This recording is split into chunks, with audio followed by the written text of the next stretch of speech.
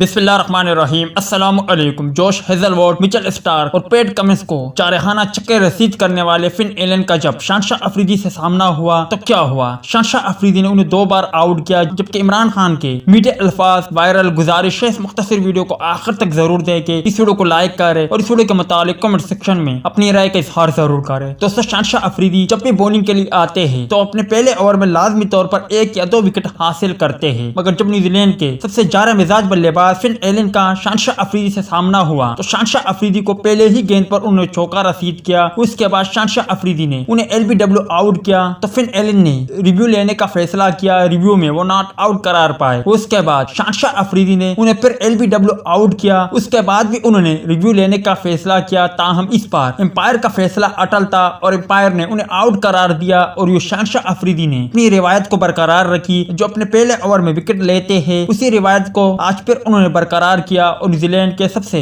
جارح مزاج بلے باز فن ایلن کو چلتا کیا۔ عمران خان نے بھی اپنا بیان جاری کرتے ہوئے کہا کہ میری نیک خواہشات بابر اعظم پاکستان ٹیم اور پاکستان کنٹری کے لیے ہے، آپ شیروں کی طرح کھیلتے رہے، آخری گیند تک ڈٹے رہے اور آخری گیند تک مقابلہ کرے، انشاءاللہ اللہ نے چاہا تو کامیابی آپ کی قدم چومے گی۔ آپ عمران خان کا یہ مختصر ٹویٹ دیکھ سکتے ہو۔